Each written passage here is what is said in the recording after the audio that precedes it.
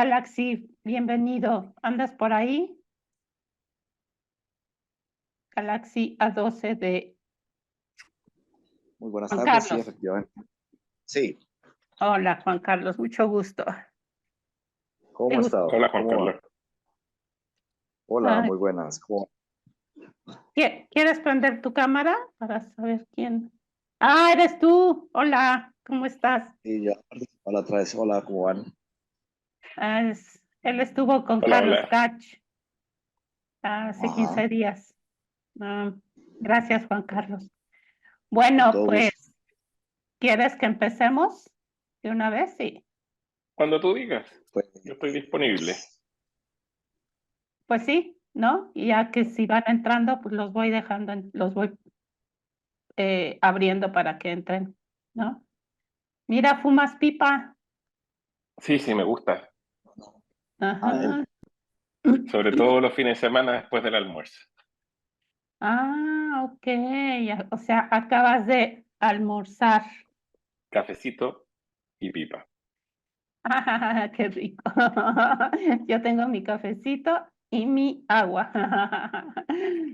Porque acá hace calor, allá está el frío, ¿no? No, acá ya empezó a bajar la temperatura. Estamos en 20 grados dentro de casa, protegido. Ah, tú, Juan Carlos, estás en ¿dónde me dijiste? ¿Colombia? en Cali, Colombia. Cali es una ciudad más bien cálida, a 1000 metros sobre el nivel del mar, temperatura entre 20 y 28 grados. Ah, Trópico, ¿no? no. Ah, ok. Agradable. Calidad Exacto. Sí, agradable, sin extremo. sí. Aquí Sí, estamos en las igual. ciudades, acá en Bogotá y Pasto son ciudades frías porque están en la montaña, pero otras ciudades sí son más cálidas. Nosotros estamos a 27 grados ahorita. ¿Está en Ciudad de México? Sí. Ujú. Me pareció muy agradable el clima de Ciudad de México. Ay, la semana pasada estuvimos a 34. No, esta. No, es Bueno, que en todas partes ha estado. Acá también no subía nunca arriba de 30 y llegó a estar hasta 33. Ah, Bochorno. ay, sí, aquí igual. Bueno, pues te comparto su semblanza del doctor. Es psicólogo psicoanalista, miembro de la Asociación Psicoanalítica de Santiago, miembro del Board Encuentros Winnicott, codirector Comité Traducción, Obras Completas de Winnicott, cotraductor Pediatría, Psiquiatría y Psicoanálisis de Adrián Sutton en Transferencia Neurótica y Transferencia Psicótica de Margaret Little. Y hoy nos va a hablar precisamente del congreso que va a ser en noviembre en Chile, Santiago de Chile, ¿verdad, Rodrigo? sí, sí, Ajá, en Santiago de sobre, Chile va a ser. sobre trauma, sociedad y perversión. Em, pues hay mucho que hablar sobre eso, ¿verdad? Porque pues creo que si algo padecemos hoy en la actualidad es precisamente de este trauma que no sé, del que no se hablaba, ¿no? Y bueno, bienvenido, Rodrigo. Tenemos 45 minutos, ¿no? De conversación y luego ya pasamos a la conversación con Juan Carlos y bueno, con los que se vayan agregando. Si no, pues ya seremos con nosotros tres. Será una conversación de café. Será de un café. Exacto, exacto, exacto. Ujú. Bueno, Bueno, adelante. primero que nada, gracias, Obed, gracias, Juan Carlos, por tu presencia. Y bueno, la invitación a esta conversación como tema nace de una inquietud antigua mía respecto de lo traumático y de la historia o del uso de la palabra trauma. De ahí nace mi interés que podamos mirar el trauma como una relación social o basado en una relación social y sus ligaciones con lo perverso. Evidentemente no todo trauma tiene su origen en la acción perversa. Hay algunos que tienen que ver con la enfermedad del orden de lo psicótico, otros que tienen que ver del ambiente, ¿no? O por tragedias, digamos, o políticas, etcétera, etcétera. Eh, pero yo creo que desde lo clínico, lo más relevante en mi experiencia ha sido el trabajo, la emergencia de trauma, digamos, en relación a la violencia intrafamiliar, a la violencia social, a la violencia sexual ¿Mm? también. Que de ahí nace, a mi juicio, la relevancia clínica del concepto de trauma. Pero yo ahí quiero hacer un poco una pequeña historia, que así una breve reseña, digamos, donde poder pensar en cómo la palabra trauma, a mi juicio, de pasar de una exclusión a partir de los señalamientos o de la carta de Freud a Fliss, donde él señala ya no le creo a mis histéricas, y donde se comienza a centrar en la idea de fantasía o mundo interno, o realidad psíquica o fantasía inconsciente para la concepción de trauma, dejando de lado, digamos, los hechos ocurridos, la realidad material de lo traumático. Eh, Esto claramente hace que la palabra trauma salga del modelo freudiano, no así del lenguaje que él utiliza. Por eso que me gusta hablar de la banalización, porque Freud va a utilizar a lo largo de las obras suyas la palabra trauma. Lo mismo va a ocurrir con Melanie Klein. Melanie Klein también va a utilizar la palabra trauma y en general tenemos, claro, deja de operar clínicamente y deja de operar metapsicológicamente en Melanie Klein y en Freud. Eh, Me parece que lo mismo, algo parecido va ocurriendo en la escuela francesa, donde por lo menos en la mitad del siglo pasado, digamos, la palabra trauma empieza a correr el mismo destino, un destino de una cierta banalización, una trivialización, que a mi juicio, paradójicamente, cuando al principio de los años 90 con la obra del trabajo realizado por Judith Dupont en Francia, donde rescata justamente el trabajo de Sándor Ferenczi al traducir el diario clínico del alemán al francés de manera oculta, digámoslo así, no con los derechos de autor. Ujú. Eh, Ocurre que, bueno, aparece el destacado, digamos, de que Sandor Ferenczi, digamos, desde los años del año 28 al menos, está incorporando metapsicológica, clínica y fenomenológicamente la idea de trauma.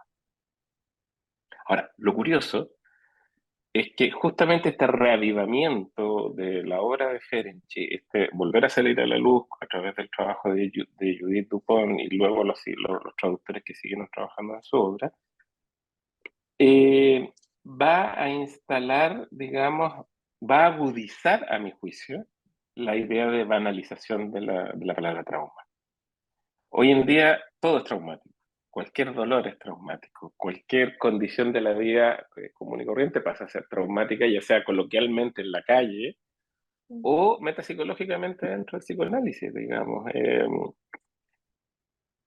Hace poco yo conversaba con un colega muy freudiano, también winnicottiano, pero con una orientación muy también eh, freudiana, y él me plantea, digamos, las veces que Freud había hablado de trauma y en todos los textos, y me hacía un recorrido, pero le dije, pero eso no es trauma, eso es usar la palabra trauma para otra cosa. Y esto llega al punto tal, como les decía, que en el mundo relacional, a mi juicio, que trae la idea de lo traumático a lo clínico, lo trae de una manera, de nuevo, que a mi juicio me parece delicada, porque Stolorow, que es uno de los principales autores de esta corriente y que más trae a colación la idea de trauma, va a plantear en su libro o en sus dos pequeños libros sobre trauma, de que el trauma tiene que ver con la vida. De alguna manera el estar vivo pasa a ser traumático para Stolorow. ¿Por qué? Porque el sujeto es un sujeto para la muerte y por lo tanto un sujeto traumatizado. Yo no puedo más que discrepar con esta banalización o con este uso indiscriminado de la palabra trauma. Esto sigue ocurriendo, después va por otros carriles, como el de Joyce McDougall, donde ella va a hablar de cómo la pulsión es traumática, etcétera, etcétera, etcétera. Para el mundo kleiniano la realidad tiene un carácter traumático. En fin, finalmente empieza a circular la idea que la inscripción del psiquismo, de la cultura, del lenguaje, de la pulsión, tienen un carácter traumático.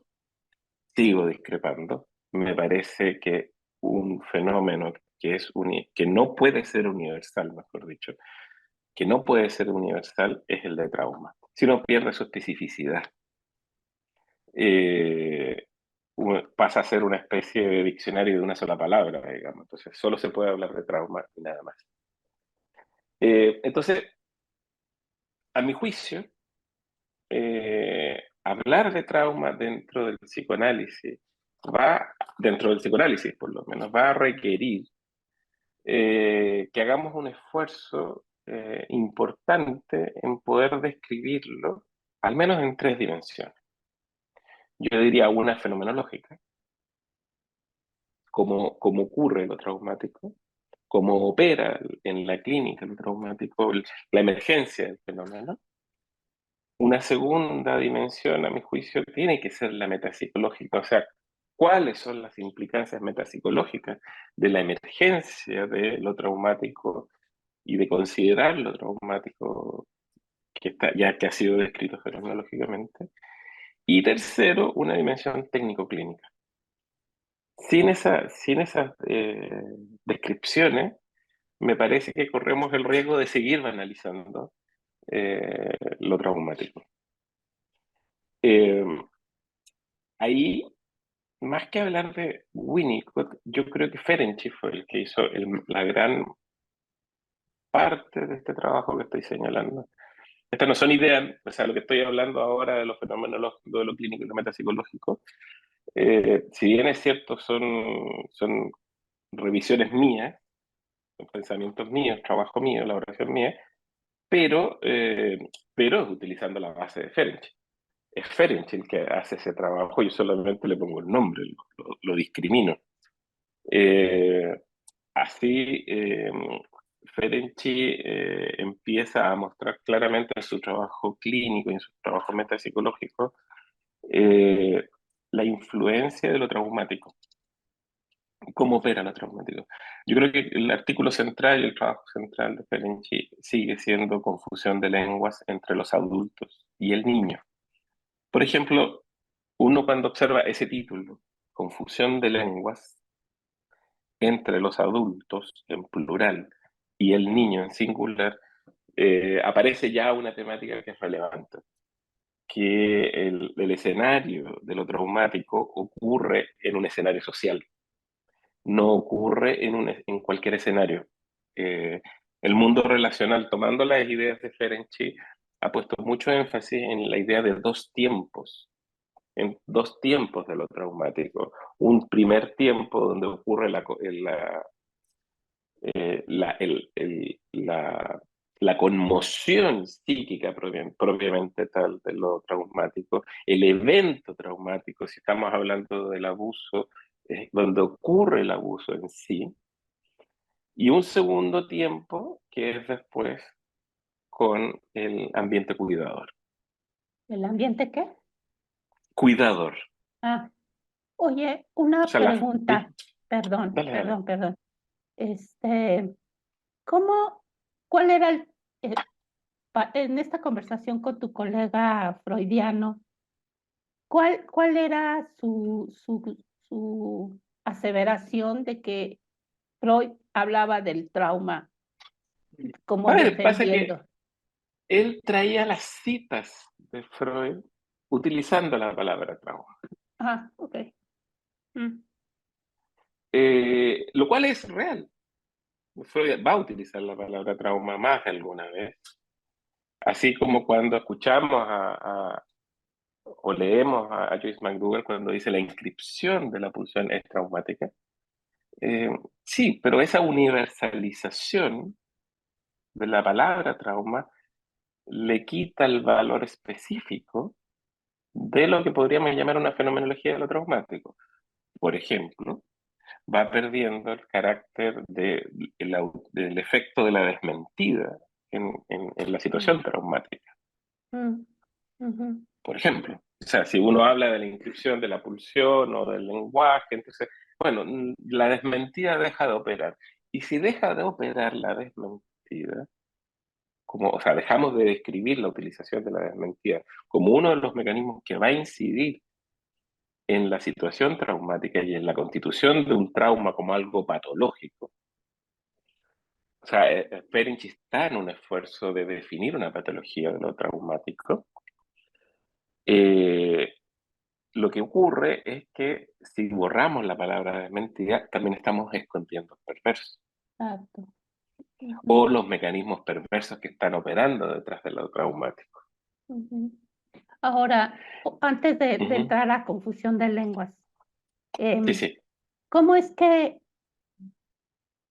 después de ser oculto, de, de reprimir todo lo que era con respecto a Ferenczi, que ya sabemos su historia con Freud y luego con Jung y todo esto, ¿no? Y cuando lo rescata es Dupont, Judith ¿no? Dupont. Ujú. Judith Dupont. ¿Cómo sale este interés por Ferenczi? O sea, hoy, sobre todo hoy en la actualidad, hay un interés genuino por conocer la obra de Ferenczi, ¿no? ¿Cómo Sí, tú lo sí. entiendes? A ver, yo lo entiendo desde dos ángulos, digamos. A mí me tocó estar en el nacimiento del interés por Ferenczi. ¿Qué quiero decir con eso? Yo en el año 93 entrego mi tesis de grado, que es en Ferenczi. Hice una especie de diccionario conceptual de la obra de Ferenczi y recién en el año 88-89 se habían publicado las obras completas en castellano, Ujú, salvo el diario clínico, que era el que ujú, tradujo Judith Dupont. Y, eh, y este diario clínico es publicado en el 89, 90 en Buenos Aires por primera vez por la editorial Conjetural. Quizá es una edición que está absolutamente acabada, digamos, o sea, ya no creo que se encuentre. Era una edición ujú, sin se derechos encuentra. de autor, sin derechos de Ujú, autor, ujú, eh, pero era muy precisa, muy precisa. Amorror, tú después la traduce ya por ahí por el año 93, 94, la traduce el mismo traductor de Freud, o sea, Echeverry, José Luis Echeverry, y es muy llamativo que Echeverry, y esto porque yo lo consulté con colegas que estudiaron Freud y Ferenczi en alemán, que Echeverry tradujo las mismas palabras. Por ejemplo, el concepto de contrainvestidura en Freud, según Echeverry, la palabra que ocupa en alemán Freud es exactamente la misma palabra que va a ocupar Ferenczi en su diario clínico, en alemán. Sin embargo, el mismo traductor decide hacer en Freud, utilizar la palabra contrainvestidura, bastante compleja, metapsicológica, pero por lo menos ya sabemos de qué estamos hablando. En Ferenczi, Echeverri, en su edición de Amor Rorto, lo traduce por población contraria. Y la expresión población contraria está muy ajena al uso psicoanalítico cotidiano en los días de hoy, por lo tanto se borra la especificidad metapsicológica y teórica que Ferenczi está desarrollando ahí. ujú. Lo mismo ocurre con la palabra pulsión. Echeverry, que es el creador en la lengua española, digamos, de la palabra pulsión, al traer del francés la palabra y utilizarla para trier, Ferenczi utiliza la misma palabra, trier, en el diario clínico y eh, lamentablemente Echeverry decide traducirla por querencia, Mm, borrando toda huella.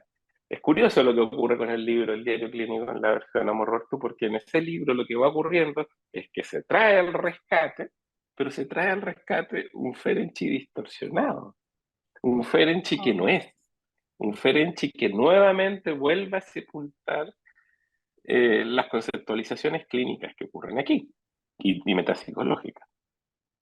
Entonces, eh, es relevante el tema de cómo una y otra vez hay mecanismos, de alguna manera, sociales, sociedades psicoanalíticas, sociedades literarias, sociedades en el amplio, la sociedad la cual vivimos, digamos, están permanentemente echándole tierra a la posibilidad de observar, a mi juicio, esto es una opinión mía, la posibilidad de observar y desarrollar y agudizar la conciencia respecto de los mecanismos que están operando en lo traumático, tanto en la escena clínica, pero también cómo se organiza esto socialmente.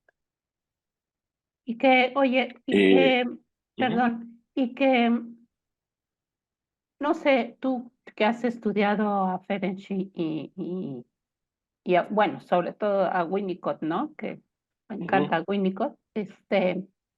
Em, ¿cómo es que, o sea, yo estaba ayer estudiando precisamente para este tema, ¿no?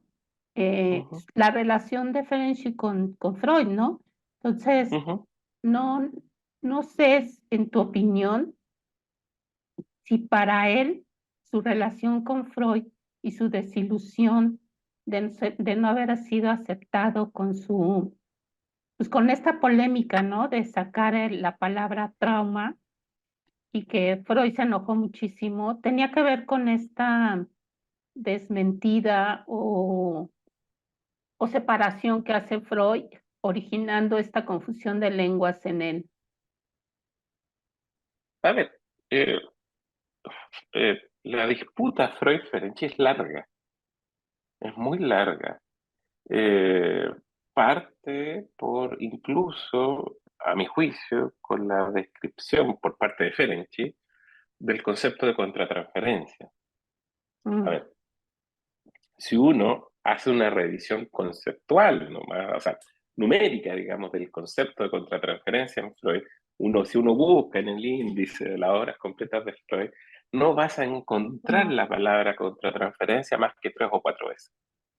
Ujú, sí, no existe. Sin embargo, Ferenczi, en sus cartas a Freud, le plantea permanentemente la necesidad de que Freud analice su contratransferencia Mm, en relación a Ferenczi. Entonces, este tema, y que tiene incidencia en la descripción clínica o en el trabajo clínico de Ferenczi en relación a lo traumático. Entonces, yo creo que Ferenczi, de alguna manera, no digo que estaba siendo traumatizado por la relación con Freud, pero sí de alguna manera Ferenczi permanentemente en su estilo clínico, en su trabajo teórico, estaba empujando los límites del psicoanálisis más allá de los propuestos por Freud. Y esto es evidente porque Freud define un modo clínico de trabajo con pacientes neuróticos, o sea, pacientes que podían realizar una neurosis transferencial. ujú, Y decía explícitamente, no es posible trabajar más allá de ese límite de lo simbólico. Es Ferenczi el primero en el psicoanálisis en traer esto y decir, no, o sea, estos son los límites de nuestra teoría. Él dice, estas son resistencias del analista, lo dice explícitamente. así es. Con pacientes graves, con pacientes psicóticos, la técnica, los límites de la técnica son resistencias del analista. Y los límites de la técnica para Ferenczi va a incluir y va a significar o sea, la contratransferencia. ¿Por qué? Porque Ferenczi tenía también una definición bien particular de la contratransferencia. No es solo la reacción de la transferencia, o sea, del analista a la transferencia del paciente. No es solo la historia del analista puesta en juego contratransferencialmente en relación a la transferencia del paciente. No es solo esa co-construcción, como pueden decir los relacionales hoy día, en el contacto del paciente con el analista. Es mucho más complejo. Ferenczi dice un analista escoge desde su contratransferencia la técnica y la teoría con la cual va a trabajar con sus pacientes. Por Mm, lo tanto, la elección técnica es una manifestación en sí misma de la contratransferencia. Esto, hoy en día, Nancy lo va a desarrollar, el filósofo Nancy, va a partir de del año 2010, creo, 2000, poquito, quizás poquito antes, pero ahí puede que me equivoque, pero por lo menos en esos textos lo leí yo, va a plantear justamente que lo técnico como una manifestación del sujeto, la técnica como una de las evidencias que dan cuenta de la existencia del sujeto humano. Entonces, entendida así, Ferenczi tiene la misma lectura, con 100 años de anticipación, Ujú. donde él va a plantear que la elección teórico-clínica y el tipo de intervenciones son manifestaciones de la contrainferencia de la realidad. Eso hace que la idea de neutralidad, por ejemplo, quede bastante puesta entre paréntesis, o por lo menos a ser observada, cosa que ya a Freud le empieza a afectar. En el artículo Confusión de lenguas, Ferenczi dice explícitamente, vamos a tener que revisar nuestra teoría de la sexualidad infantil. Vamos a tener que revisar el artículo Los tres ensayos de Freud, pero no porque pusiera en cuestión la teoría de los tres ensayos. Lo que él dice es que hay que ampliarla. Hay que poder incluir las condiciones que permiten la constitución de lo traumático en el niño. O sea, Ferenczi justamente va a plantear que el niño no sería perverso polimorfo. Si nos remitimos solamente al título, a la idea de confusión de lenguas, bueno, lo detalla también en el texto, vamos a tener que darnos cuenta que Ferenczi nos está diciendo, oye, el niño no es un perverso polimorfo. Como dice Meltzer posteriormente, en el año 70, a partir del año 70, en su libro Estados sexuales de la mente, eh, lo, lo, lo perverso es un fenómeno, es un tipo de acción psíquica, es un tipo de personalidad, y lo polimorfo es otra cosa, es otro territorio. Y Ferenczi, así como Meltzer, también después, 80 años después, no, 60 años después, o 50 y 60 años después, va a enunciar la necesidad de distinguir lo perverso de lo polimorfo, diciendo es lo infantil se caracteriza por lo polimorfo, no por lo perverso. Entonces, ese tipo de necesidad de ampliar la metapsicología, esa necesidad de ampliar la clínica y la técnica, yo creo que para Freud fue más allá de lo que él estaba disponible a compartir, evidentemente. Ujú. Ahora, tenemos el problema que Ferenczi está planteando esto a partir del año 28 con claridad, pero en el año 32 muere. Mm, O sea, muere muy tempranamente, ¿no? ujú. Muere de una anemia perniciosa y, y bueno, en un estado de bastante abandono, digamos. Además tenemos que pensar que en esa época ya estaba la revolución bolchevique, la contrarrevolución nacionalista y la contrarrevolución bolchevique nuevamente en Hungría. Entonces tenemos una situación histórica también que aísla a Ferenczi en Budapest. Mm, ujú. Eso hace relevante, digamos, y bueno, y además está su enfermedad. Entonces, entrando un poco en Ferenczi, en el trabajo que a mi juicio Ferenczi hace, Ujú. con la idea en su texto Confusión de lengua, reflexiones sobre el traumatismo, y ya más profundamente en una descripción clínica, en su diario clínico, ese es hermoso, traten de leer el conjetural, porque es preciso, se entiende, y se entiende. El amor orto yo sé que es el que está disponible, pero no, no circula, no oculta palabras, oculta la metapsicología.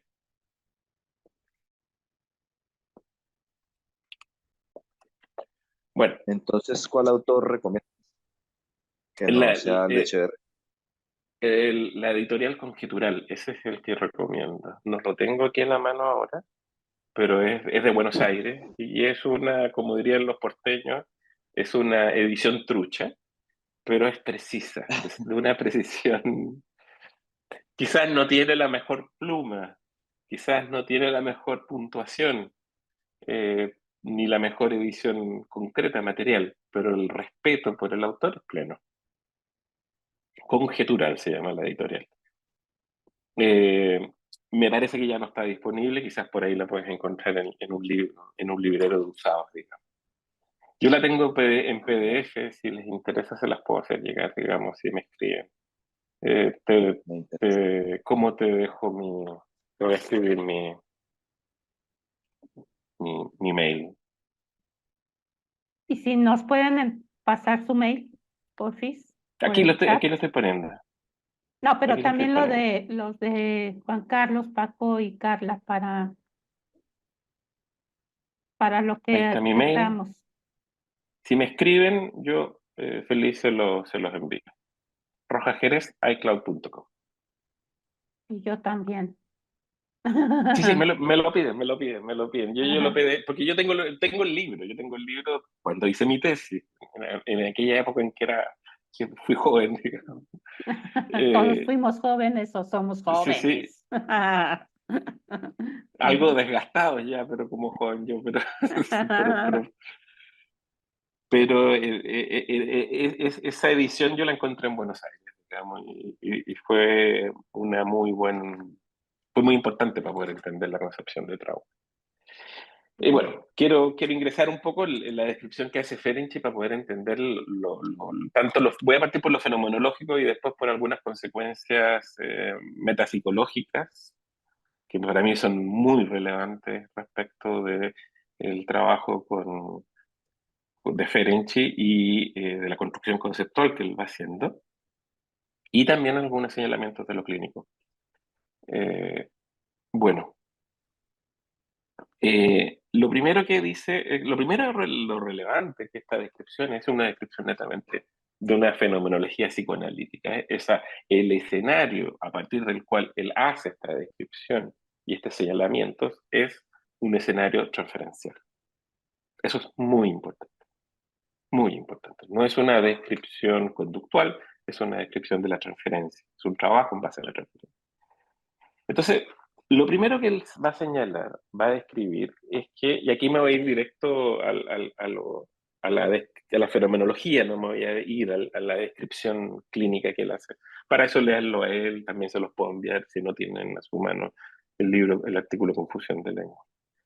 Estoy PDFeando las obras completas también de Ferenczi porque no están disponibles, ya dejaron de estar disponibles hace mucho tiempo y creo que es un autor que hay que compartir. Así que estoy pasándola por PDF, sí, con el gentil auspicio de mi hija. Ella tiene la paciencia. Bueno, Gracias. lo primero que él describe es que hay condiciones para que ocurra lo traumático. Y la primera condición de lo traumático es que haya habido una buena relación bebé-madre, que se haya instalado la posibilidad de lo que Ferenczi llamó benevolencia materna, lo que en Winnicott es bastante cercana la teoría de Ferenczi con la de Winnicott. Winnicott es un conocedor, o sea, a partir de la traducción de la obra de Margaret Little, es muy claro en la entrevista final que Margaret Little traduciendo a Ferenczi con Balint, Margaret Little paciente de Balint, o sea, de Winnicott, Único. Balint paciente de Winnicott, y los dos traduciendo a Ferenczi al inglés, es, es evidente entonces que Winnicott era un conocedor detallado de la obra de Ferenczi, si no, no se explica la similitud. Eh, y la primera entonces, es que tiene que existir una benevolencia en Ferenczi. O sea, tiene que haber estado instalado lo que Winnicott llamó la madre suficientemente buena o más descriptivamente la dedicación materna. Yo sé que se ha traducido por devoción, pero es una muy mala palabra porque los ingleses devoted es dedicada, no es devota. Ellos no tienen la Virgen María. Ellos son anglicanos. Entonces la palabra devoción en castellano alude a la Virgen María y alude a esa actitud sumisa de entrega y reflexiva, netamente espiritual y sin razonamiento, que puede significar una relación religiosa con la Virgen María. Entonces, la palabra, si bien es cierto en inglés, ese tipo de devoted no tiene sentido de devoción en inglés, es dedicación. En castellano tendríamos que decir la madre dedicada. Pero bueno, entonces, instaladas esas condiciones y instaladas las condiciones en las cuales el chico, la chica, ya ha constituido su yo, eso es relevante.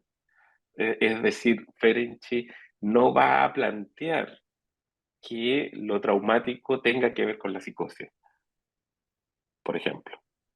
Va a discriminar. Aquí es donde uno empieza a hacer limpieza en el campo fenomenológico y claramente Ferenczi al plantear, digamos, de que se requiere de una constitución del yo, se requiere de una buena relación con el ambiente cuidador, se requiere, digamos, de que estén instaladas esas condiciones. Entonces, no es en relación a la constitución de la psicosis. Si bien es cierto, descriptivamente podríamos estar hablando de trauma, por ejemplo, ahí ya empezaba a analizarse la palabra, para Ferenczi no lo es. Entonces él está describiendo lo que él llama la descripción patógena del trauma, de que el trauma devenga patología en sí misma. Se está construyendo una nosología. Entonces, eso es lo primero, las condiciones.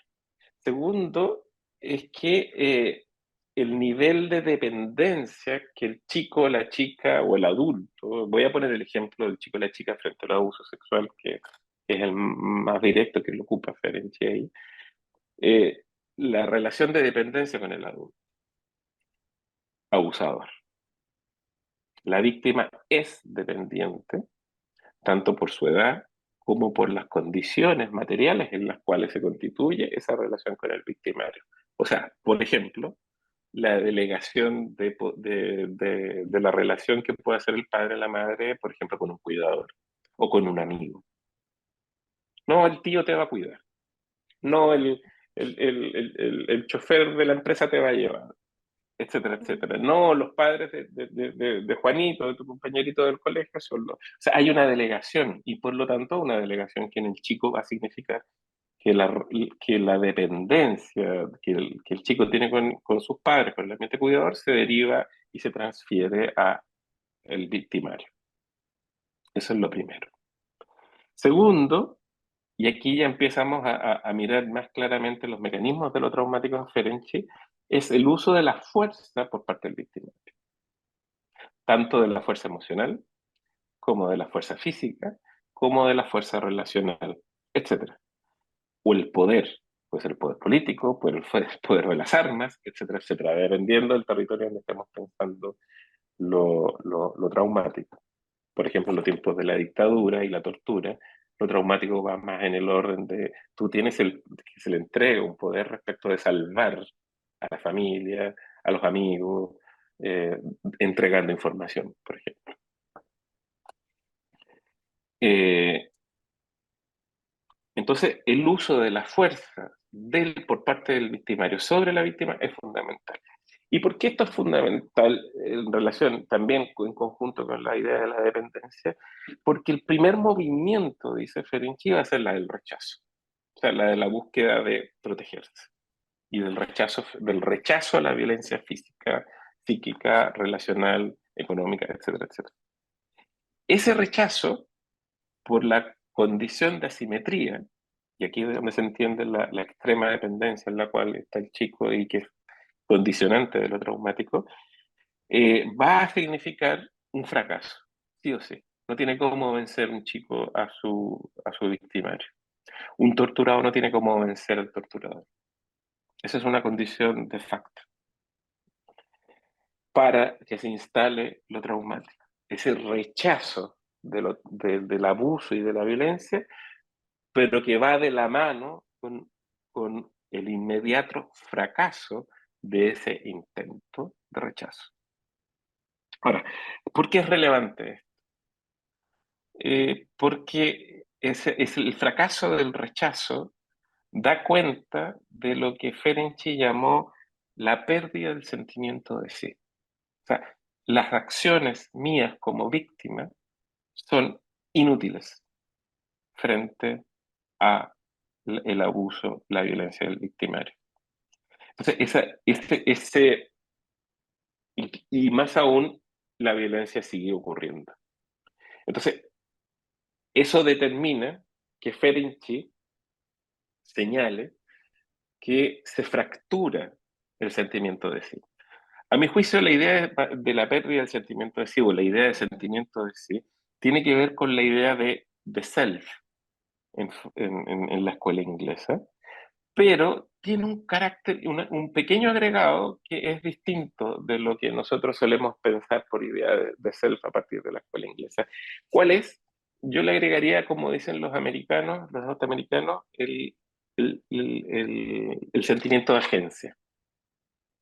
El sentimiento de agencia está en juego para Ferenczi en la idea del sentimiento de sí. O sea, está involucrado la posibilidad de sentirse agente de los propios movimientos y de la propia experiencia en la idea del sentimiento de sí. Entonces, el fracaso del rechazo, la reiteración del abuso, la instalación de la fuerza en la situación de violencia va a generar esta pérdida del sentimiento de sí. O sea, yo fracaso como agencia, no es que fracase el rechazo, es la agencia, el sentimiento de agencia el que está en riesgo. Esto es equivalente a pensar de que emergen lo que Ferenczi llamó angustias de aniquilamiento o angustias de muerte. Es la existencia misma del sujeto la que está en cuestión y la que está a punto de ser arrasada. Esta pérdida, esta angustia de aniquilamiento, va a decir Ferenczi, va a atraer en sí la idea, digamos, de la pérdida de la cohesión psíquica. O sea, es intolerable. O sea, se fractura el sentimiento así, se fractura, por lo tanto, también la organización yoica. Y por lo tanto, hay una pérdida de la cohesión psíquica, hay una pérdida de la integración. Todo esto estamos operando por mecanismos que son propios todavía, no del sujeto víctima, sino por la acción de la fuerza del victimario. Son consecuencias describe Ferenczi, de la fuerza del victimario.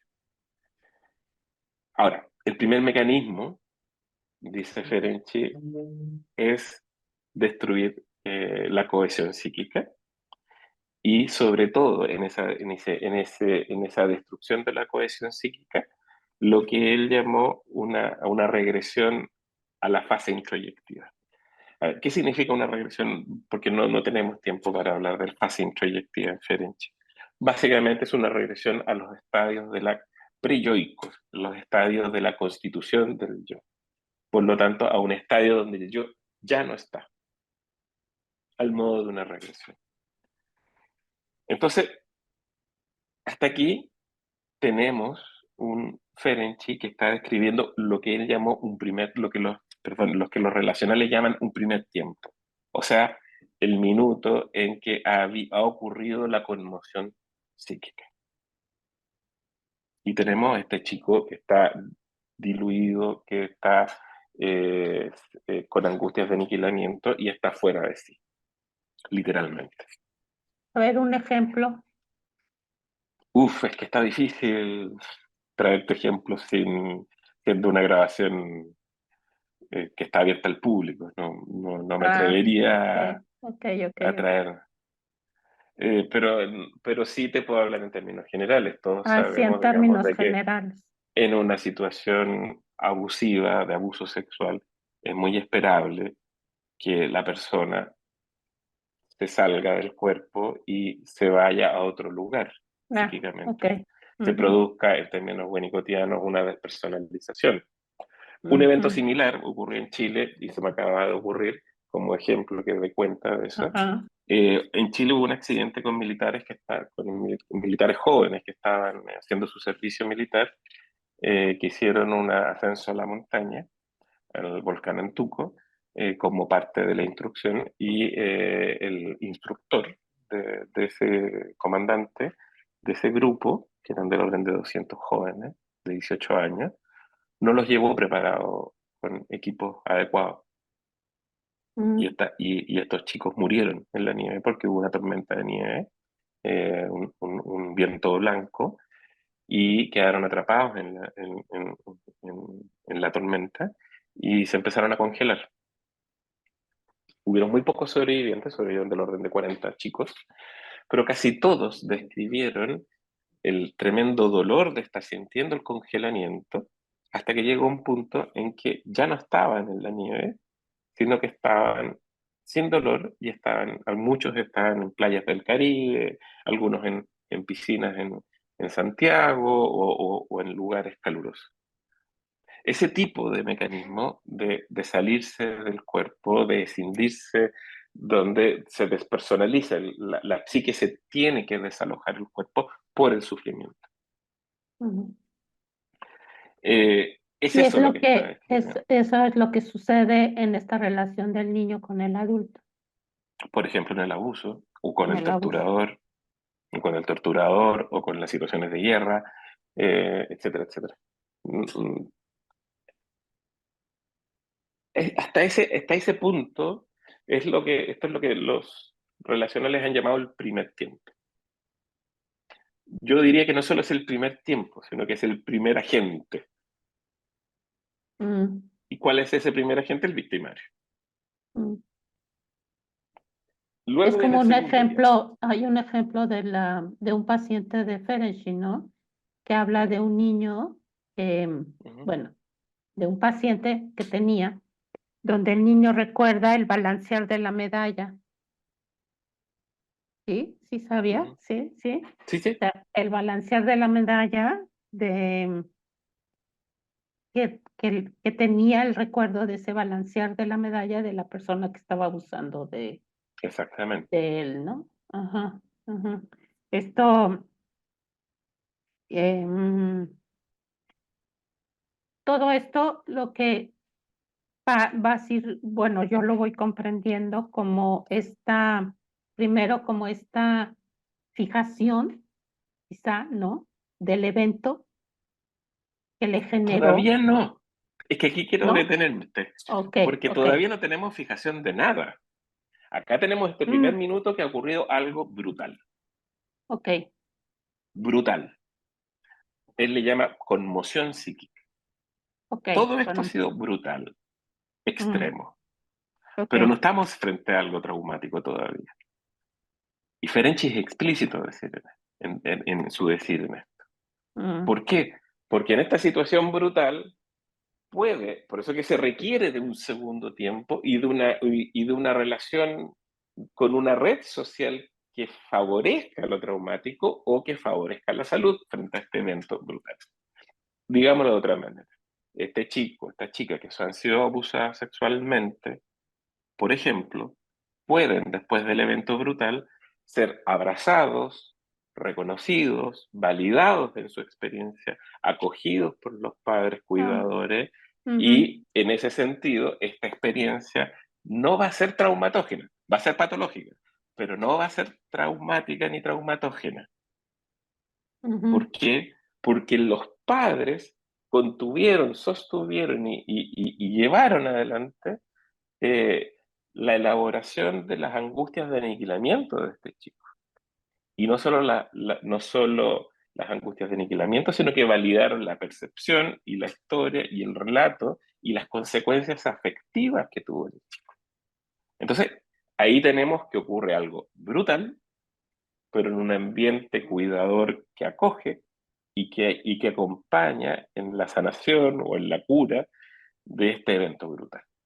ujú, Y ahí no tendríamos patología del orden de lo traumático.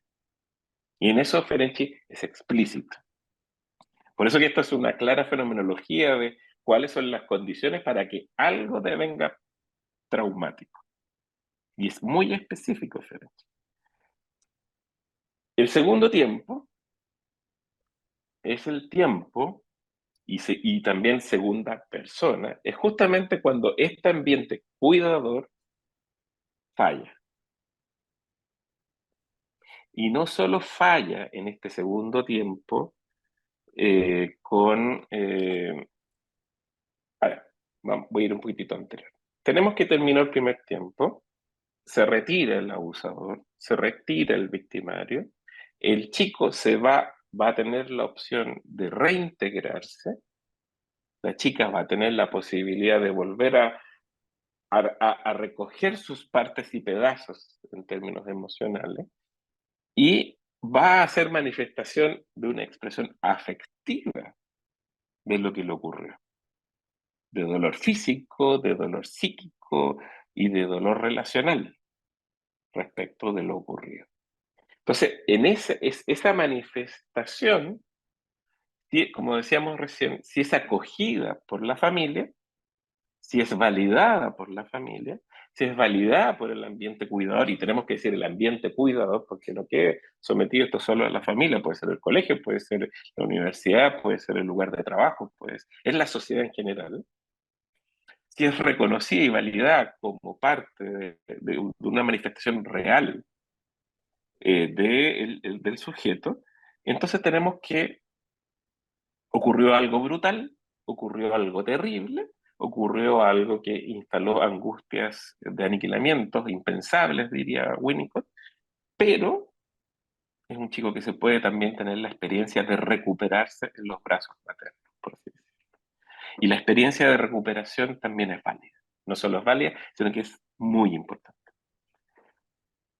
Pero en la patología, lo que tenemos, en un trauma propiamente tal, patógeno, tenemos que el ambiente cuidador, primario cuidador, va a desmentir la experiencia y las manifestaciones subjetivas del chico o la chica.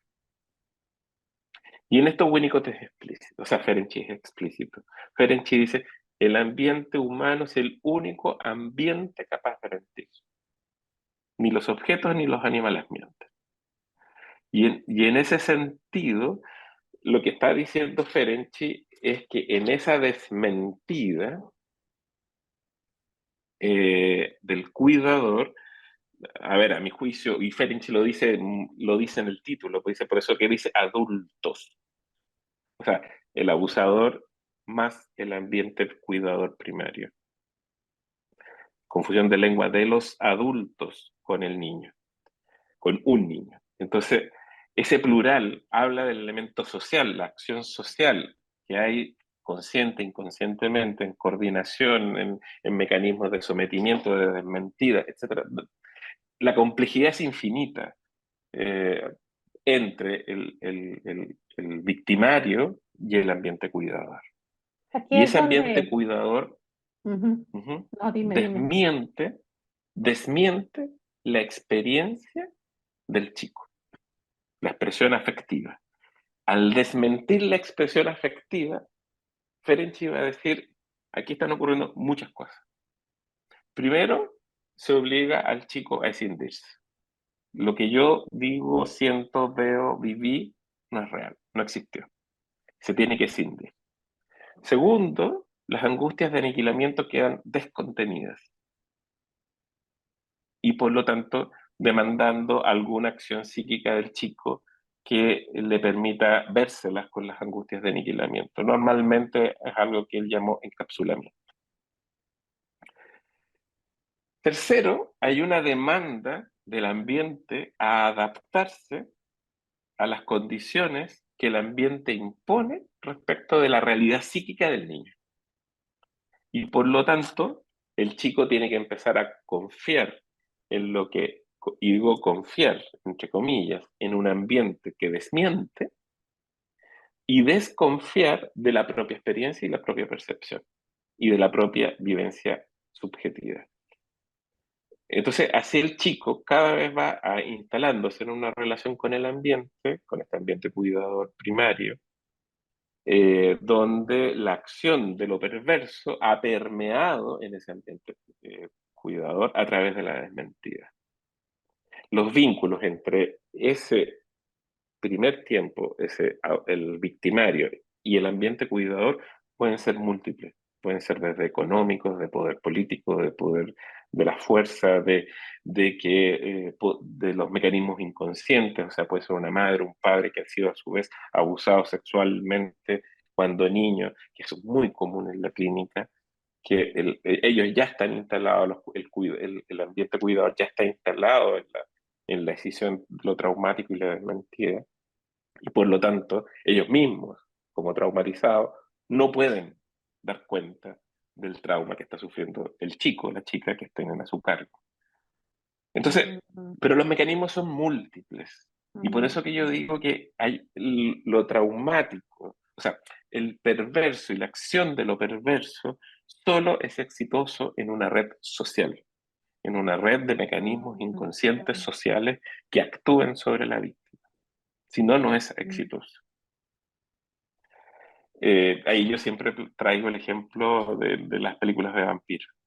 mm, Siempre el vampiro tiene un servidor que es humano, siempre, que le hace los trámites, que le cierra las ventanas, que lo mantiene a oscuras, que saca los espejos, que lo traslada cuando tiene que huir, etcétera, etcétera, etcétera. mm.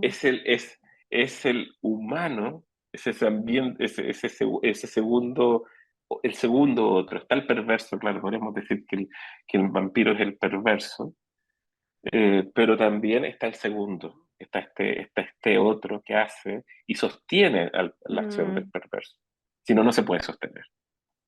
Y ahí tenemos para estudiar el elemento social de la acción de la perversión. Y ahí Y es cómo, donde surge, y ahí es donde surge la identificación con el agresor. no, todavía no. Ok, vamos Es que pasa dejando que que, pasen, que empiecen a hacer preguntas, ¿cómo ves? Que empiecen a ya, conversar. perfecto. Ya, yo voy a apurarme entonces porque Sí, ok. estoy súper lejos de terminar. Ok. El, bueno, entonces, Ferenczi lo que dice que en este segundo tiempo la acción de la desmentida del ambiente cuidador eh, va a obligar al sujeto a adaptarse a las condiciones del ambiente y por lo tanto a la desmentida y a identificarse con la desmentida. Ahí entra la identificación. Pero no es la identificación con el agresor, sino que es la identificación con la desmentida a modo de adaptación. Ajá, ok. Para Ferenczi, toda adaptación implica una demanda de decisión. Toda. No hay alternativa. Nos adaptamos, Mm, escindimos. Por eso que un sujeto que está gravemente fragmentado y escindido no tiene capacidad de adaptación, mm, porque ya no hay mucho más que adaptar. No tiene la posibilidad de hacer algún grado de una decisión funcional, por así decirlo. Entonces, se pierde a través de los mecanismos de la adaptación y de la decisión y la desmentida, se pierde la integridad psíquica del sujeto, va a decir. El sujeto ya está dividido. Y esta pérdida, si es que el escenario se repite ad infinitum, va a significar una fragmentación cada vez mayor de la experiencia del sujeto. Ahora, como no tenemos mucho tiempo, me estoy dando cuenta, voy a señalar cuáles son las consecuencias, porque yo recién todavía no termino de hacer la descripción fenomenológica que hace Ferenczi, solamente la fenomenológica. Pero él también hace aportes o señala los cambios metapsicológicos que implica considerar esta fenomenología de lo traumático. El primer, yo así viéndolo rápido, las consecuencias metapsicológicas son la ampliación del modelo psicoanalítico, donde francamente ya Ferenczi toma la opción de pensar de que el bebé toma la opción, a diferencia de Freud, que siempre está alternando entre que el bebé nace con yo, nace sin yo. Para Ferenczi, el bebé, para poder encontrarle una consistencia a lo que observa con los fenómenos que es lo traumático, dice, el bebé tiene que nacer sin yo. No hay alternativa.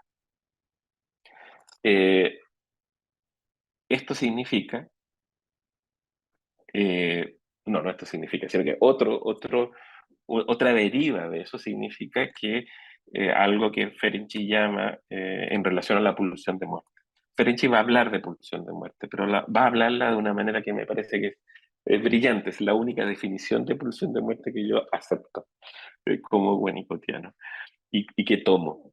Ferenczi dice, la pulsión de muerte, de alguna manera, si pueden leer, hay un artículo muy bonito que se llama La pulsión de muerte y el niño mal recibido por su familia.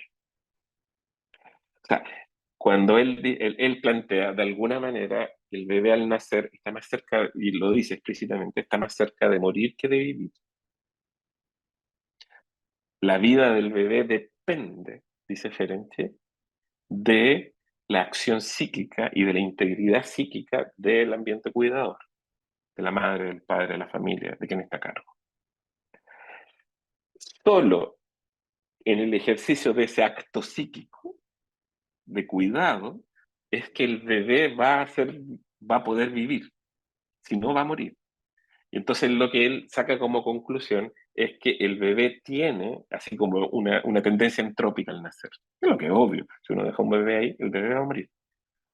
Entonces lo que él dice, la personalidad también tiende a esa dispersión entrópica. Y si se encuentra con un ambiente cuidador, en un abrazo psíquico, dice Ferenczi, abrazo psíquico, holding Winnicott. En un abrazo psíquico va a detenerse esa tendencia a la entropía, por así decirlo. No ocupa la palabra entropía, yo estoy trayendo, pero sale simple entenderlo así.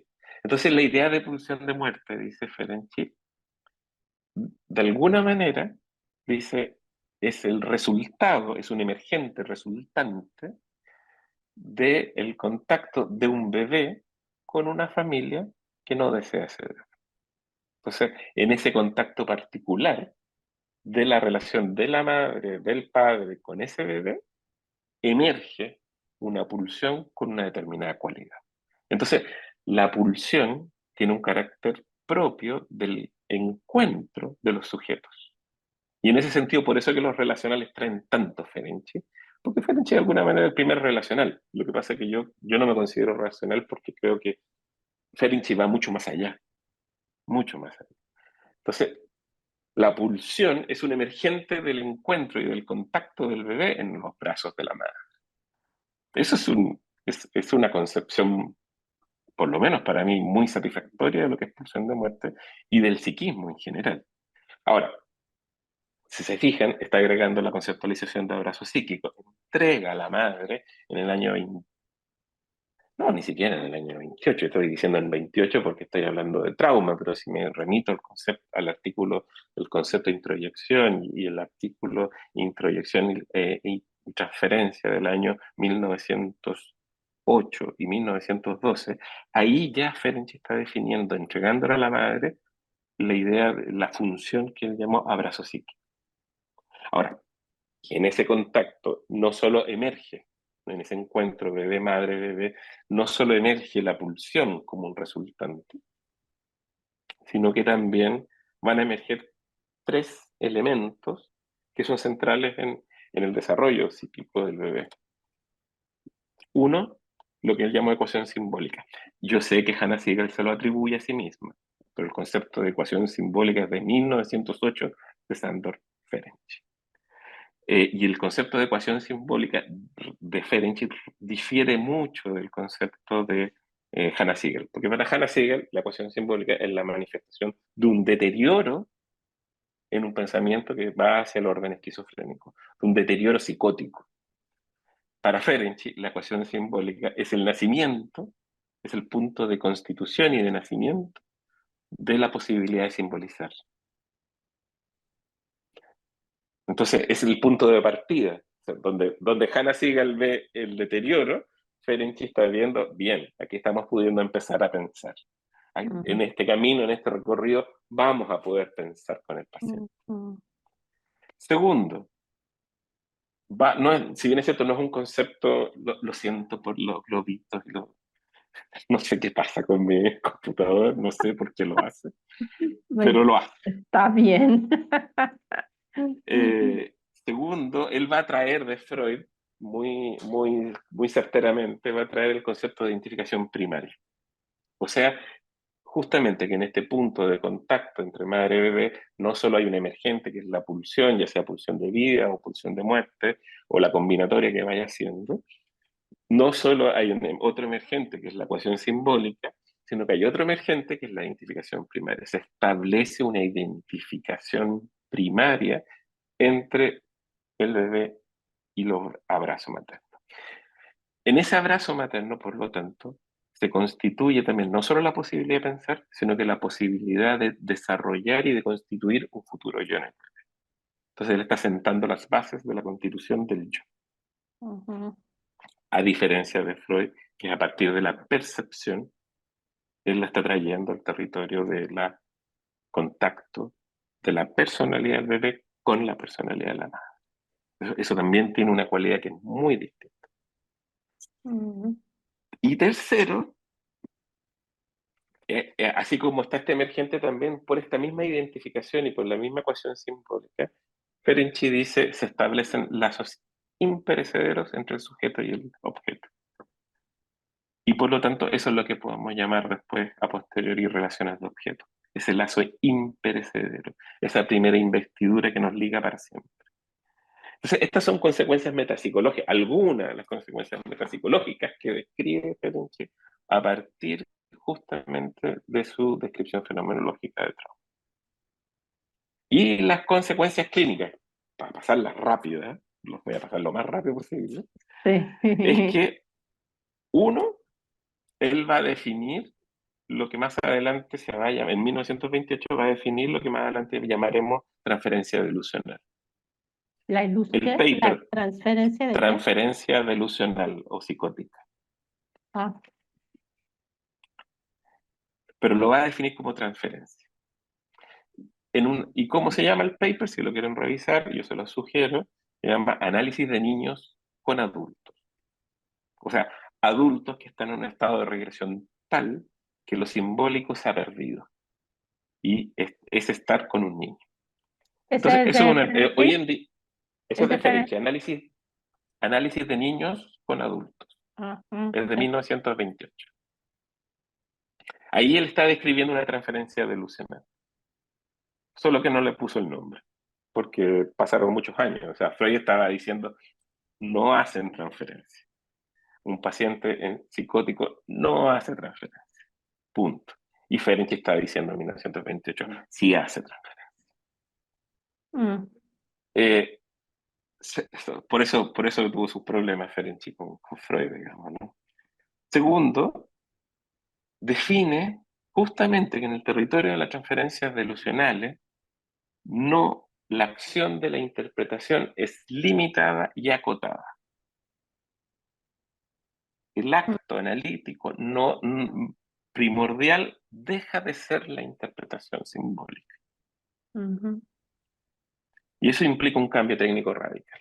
mm, Hoy día podríamos decir en esa descripción que hace Ferenczi, ujú. eh, en ese artículo del 28, podríamos decir que está haciendo propuestas del manejo transferencial. Eso lo diríamos en lenguaje moderno, digamos, a partir de Winnicott, ¿no? Y tercero, define claramente y le da un lugar central en la clínica de estos pacientes eh, el uso de la contratransferencia. La contratransferencia pasa a ser un elemento central en la clínica de Ferenczi. Tanto así que va a señalar que las resistencias en este territorio son del analista, no son del paciente. ¿Qué quiere decir eso? A ver, si nos vamos a dedicar a trabajar en urgencia, a ser médicos de urgencia, no podemos pedirle al paciente que viene con una apendicitis que se quede callado del dolor y que no grite de su dolor o que no se queje de su dolor para nosotros poder escuchar bien su corazón. En lo que Ferenczi dice, tenemos que incluir ese factor. Tenemos que incluir las reacciones del analista, la elección técnica como parte de los éxitos y de los fracasos también del analista en la clínica. Entonces, Ferenczi hace esa descripción, a mi juicio, metapsicológica, fenomenológica y las consecuencias clínicas y técnicas que entregan una especificidad gigantesca a la idea de trauma y ya la palabra trauma deja de ser cualquier cosa. Mm, Si entendemos estos tres ejes que él describe, no todo es trauma. Por ejemplo, yo puedo ser atropellado y si el tipo que me atropelló se detuvo, me dice, te acabo de atropellar, estás en tal situación, voy a sacar tu celular, voy a sacar tu identificación, voy a llamar a tu familia, te voy a llevar a un hospital, se hace cargo humanamente y simbólicamente de mantenerme inscrito dentro de lo humano, voy a haber vivido algo brutal. Incluso, aunque me muera, eventualmente, eso no va a ser traumático. Voy a estar totalmente. siendo sostenido por lo humano. A diferencia de ser atropellado y de quedar abandonado en la calle como si fuera una bolsa de basura, un despojo. Ok. em, ¿Todavía te falta un poco o ya? No, sí, sí, yo creo que dejemos, lo mío vamos dejándolo por ahí, veo que llevamos 1 hora 20. Sí, ajá.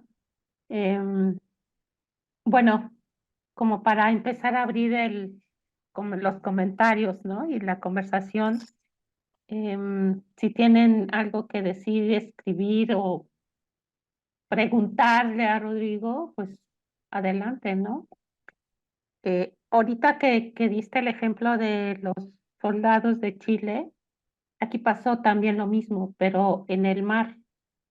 Wow. Em, este, igual, jóvenes como de 18 años, sin, no sabían nadar, después se enteraron que no sabían nadar, los llevaron a una experiencia que lo denominaron como, ¿cómo les dicen? Novatada, una novatada, Un ¿no? bautizo, Bueno, bautizo institucional.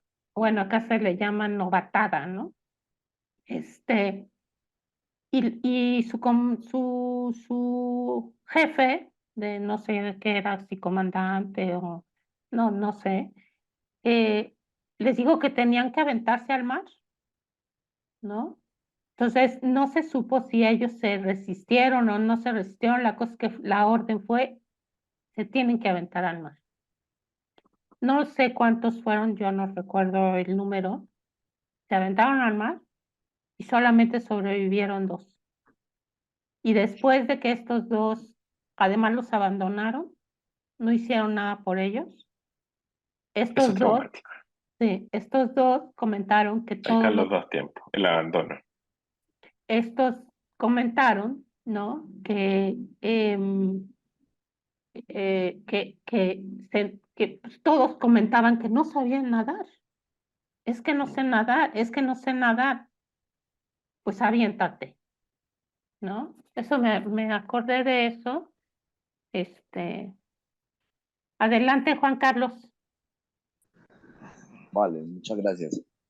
Duros ejemplos. Escuchando pues a Rodrigo en sus puntos, me acordaba de un autor actual, está vivo, Motivo en Yacar, Argentina. Es un judío argentino.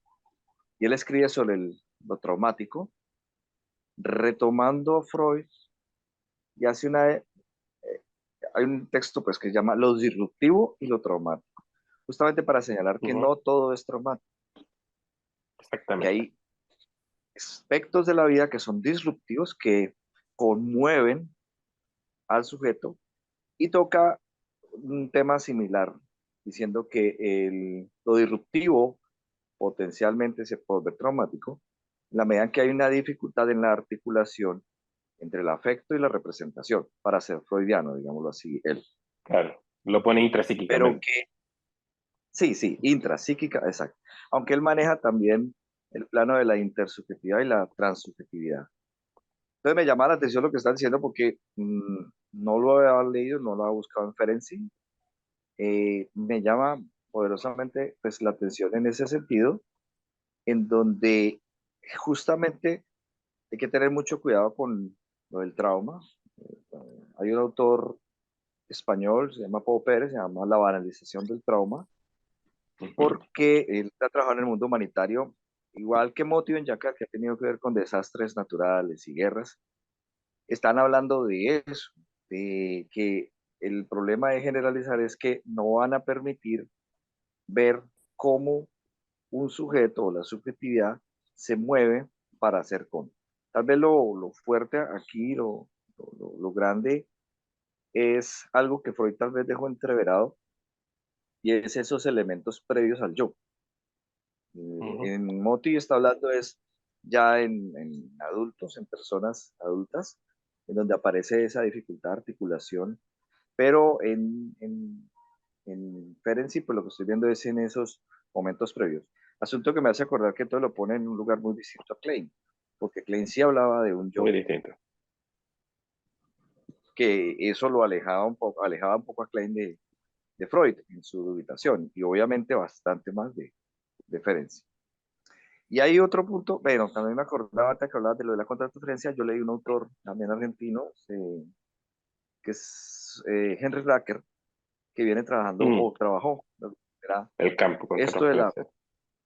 exacto, las contratransferencias.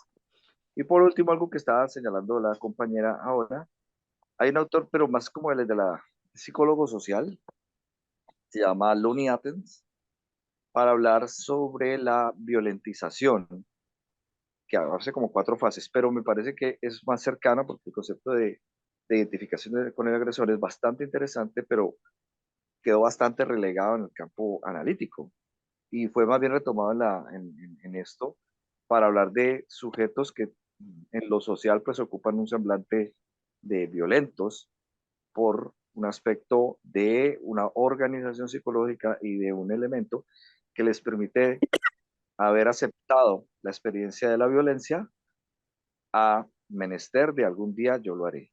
Un poco así. Me llama la atención entonces cómo Mm, se vería esto en Ferenczi. Gracias. mm, A ver, en Ferenczi la idea de, bueno, Ferenczi es el creador del concepto de identificación con el agresor. A ver, ¿qué es lo que dice Ferenczi?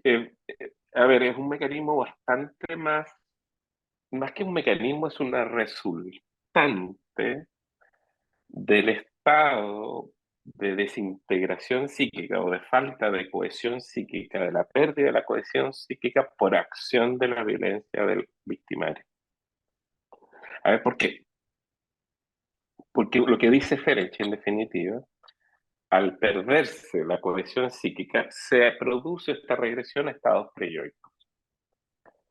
Ferenczi, como les decía, había hecho esta amplitud, esta ampliación de la metapsicología, al decir que la personalidad del chico, del bebé, al encontrarse por entropía, por esta dispersión entrópica, con el abrazo psíquico materno, se va a encontrar y se va a establecer estos lazos de ecuación simbólica, de identificación primaria y de una relación objetal que queda instalada como imperecederamente. Si lo piensas bien, en el estado regresivo, producto de la acción del victimario, esta vez ya no tenemos el abrazo psíquico de la madre o el abrazo materno, sino que tenemos el abrazo del violador, del torturador, del agresor, del victimario, del perverso. O también puede ser de los psicóticos. Estoy hablando específicamente porque uno de los derivados que a mí me interesa de esta conversación que estamos teniendo y que quiero invitarlos de que vayan, ojalá participen del encuentro Winnicott en Santiago de Chile, que va a ser presencial para recuperar el contacto humano, pero que justamente el elemento social, cómo está entreverado la acción del perverso en los elementos sociales. Si no, no es posible. A ver, ¿por qué? Porque esta identificación con el agresor, va a estar dado por este encuentro con el violentador, con el victimario. Se va a producir una identificación primaria, pero es primaria. Eso significa va a traer del ambiente traumático o traumatógeno, tanto victimario como ambiente cuidador traumatógeno, va a traer sobre sí estas huellas y va a constituir un yo a partir de eso. O sea, la constitución del yo en un sujeto traumatizado va a traer inscrito esa huella. Eso Ferenczi lo llamó identificación con el agresor. Ahora, eso no tiene una cualidad de que se va a repetirla como lo hizo Ana Freud, digamos, porque después Ana Freud también, comillas, creó el concepto de identificación del agresor, pero es mucho más descriptivo de un patrón conductual. Acá no hay una descripción de un patrón conductual. Lo que Ferenczi está diciendo queda inscrito, queda inscrita esa huella del violentador en el yo del sujeto víctima. Al quedar inscrito, el modo en que se manifiesta esa inscripción es múltiple. Puede ser el sentimiento de culpa. Si yo no hubiera ha hecho tal cosa, si las mujeres, si yo no hubiera salido con esa minifalda a la calle a esa hora de la noche, si yo habré sido yo que habré seducido a este tío, etcétera, etcétera, etcétera.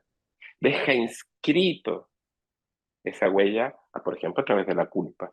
Ferenczi es más explícito y dice, el abusador inscribe su superior en la Mm, víctima a través ujú, de este mecanismo. ujú. Pero, por ejemplo, hay una inscripción del superior a través del sentimiento de culpa. Pero además tú tienes otro tipo de inscripciones que van a ocurrir en el yo de la víctima, que es la inscripción a través de la adaptación a este ambiente que desmiente lo vivido, a esta madre, a este padre, a esta familia que dice, no, no ha pasado nada, no, ¿cómo dices eso del tío? Esa adaptación demanda esa inscripción de esa lógica que tiene inscrita la desmentida, demanda una inscripción en el yo, nuevamente. Y eso también, Ferenczi, es parte de la identificación con el agresor. Entonces, te fijas, el concepto de identificación con el agresor de Ferenczi es mucho más metapsicológico, más que descriptivo conductualmente como patrón, como lo hace Ana Freud. Entonces, en la inscripción de la identificación con el agresor tiene que ver con el fondo cómo quedó articulada la situación traumática en el yo del paciente, del joven, de la joven o del adulto traumatizado en el caso de la tortura Juan Carlos o de las hace una violencias políticas. Juan Carlos hace una pregunta. Sí es pregunta, ¿verdad, Juan Carlos? Eh, Eh, ¿Quieres decirla o la leo? Sí, por favor, mejor dime, Juan Carlos. Sí, Juan Carlos, coméntala. Bueno, estaba diciendo, porque estaba hablando de lo de la social, porque es escrito justamente en el lazo, pero yo lo veía, pero lo social del acto perverso tendría un carácter transgresor de la ley en lo, digamos, en lo simbólico. O sea, porque, por Eh, ejemplo, es que yo creo que sí, está fuera, o sea, no solo transgresor, está fuera, ya, está fuera. claro. A ver, yo lo prefiero, yo entiendo de dónde viene el comentario, pero yo prefiero pensarlo en otro tipo de clave, en la clave que describe un poco, por ejemplo, Giorgio Gamber en su libro Lo que queda de Auschwitz, eh, de lo que yo llamaría como ese proceso de deshumanización. O sea, hay una inscripción en el acto social perverso, en lo perverso, en su actuar social, que va en la línea de ir despojando de la condición de humanidad del sujeto, Hay, de la hay, víctima, por ejemplo. hay para, este, quizá, hay un documental que acaba de salir en Netflix. Oye, ahorita estaba buscando, pero ya lo vi. Es sobre eventos eh, deificación. ¿Qué es deificación? Cosificación, volverlo cosa, Sí, exactamente, desinvestirlo de todo lo humano. Ujú. Ah, desinvestirlo. Y en ese sentido es una transgresión de lo simbólico al despojarlo también del lugar simbólico que ocupa el humano. ¿Te fijas? Pero yo prefiero pensarlo en términos de despojo y de deificación como tú lo traes, de todas maneras. ahora, Gracias. estaba viendo este documental y trata sobre niños que ahora son adultos, que estuvieron en un programa infantil que se llama Nickelodeon, ¿no? Ujú. De Disney, Disney Channel. Y ahí trabajaban dos abusadores, ¿no? Que sexuales. Y el productor ejecutivo y director era un abusador emocional y físico, ¿no? Hay uno de ellos que narra en específico todo un episodio, este muchacho que fue violentado, abusado y lastimado por este tipo, pero lo importante es cómo la sociedad del mismo lugar de Nickelodeon, que es un canal importante de Estados Unidos para niños de programas infantiles, este, el papá, los papás acompañan a los niños a todos estos lugares, ¿no? Entonces, el papá no quería, porque uno de estos dos abusadores, uno en especial, quería estar siempre en contacto con este muchacho, bueno, con este niño, ¿no? Lo iba a buscar, lo iba acá, iba allá. Entonces, al papá no le agradaba en nada. Entonces, este tipo muy inteligente, que pues, sí, el abusador tiene esa inteligencia, ¿no? De manipular. Espérate, el abusador exitoso, Ah, bueno, porque hay una cantidad de abusadores fracasados, en el sentido de que están permanentemente abusando y quedando en evidencia, pero no dejan de ser menos abusadores. ok, bueno, Yo eso. distinguiría, digamos. Ok, bueno, el abusador inteligente, ¿no? Ay, pues más perverso se oye, ¿no? O sea, qué Exacto. horror. Es que ese es mi objetivo. Necesitamos ir construyendo claves del lenguaje, metapsicológicas, teóricas, clínicas, fenomenológicas, que nos Exacto. permitan describir con mayor precisión la acción de lo perverso y del perverso en lo social. Sí, ¿no? O sea, o sea, es que vas nombrando palabras que se ocultan, que no se ocultan. Ah, Mm, sagaz, ok. sí, Sí, sagaz. Sí, sí, porque inteligente, nos vamos a pensar en la palabra inteligente y hay muchos, eh, eh, bueno, lo que significa. Entonces, esta persona sabe, sagaz, me gusta la palabra sagaz, ¿no?